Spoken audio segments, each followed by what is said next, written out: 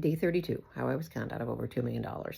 So at this point, like I said, I'm well over $500,000 in, and it's just a continuous barrage of supposedly Celia's making motions, and Stephanie has to continue to pay every time that, she has to get on and testify over this Zoom every time it costs and every motion costs. And of course, the lawyer fees are going up and the court fees are going up. And, we're just continuing to have to come up with 10, 20, $30,000, I don't know, a week at this point, a month. I mean, I'm not really sure. The con took almost 5 years. I mean, at first it started out slow, but then when the court case, supposedly came, that's when it really ramped up. And supposedly someone from Moss had let it slip to Steph uh,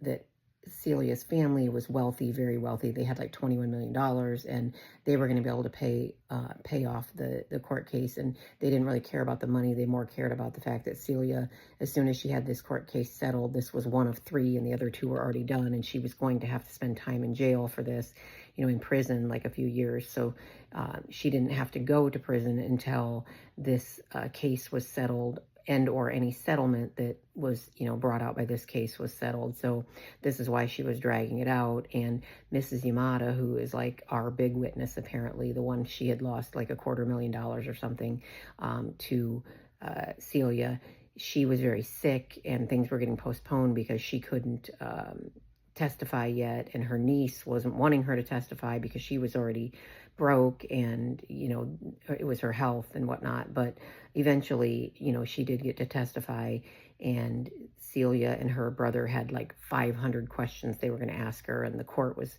super upset about it, and they were like, you have 17 questions or something like that. So they asked her the 17 questions, and then Celia supposedly threw some sort of fit, and Steph told me that she actually got held in contempt of court, and they had hauled her out of there in handcuffs, and Steph was so happy that she was just getting held in contempt of court, and that she was going to have to spend a couple days in jail because she deserved it, and this was the biggest bitch on earth, and she wanted to go murder her.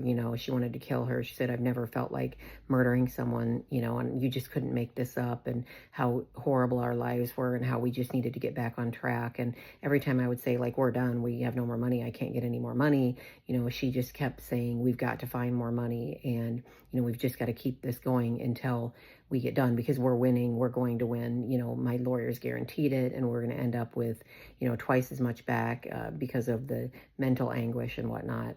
And of course, I'm like, I don't care about the twice as much back. At this point, I just want my money back, and I want to go back to my normal life. And I'm tired of living this way, because literally every single night I'm sick, and I can't sleep, and I'm worried. And again, the reason that I keep giving her the money is because her husband didn't know about it, supposedly, and I know my husband didn't know about it.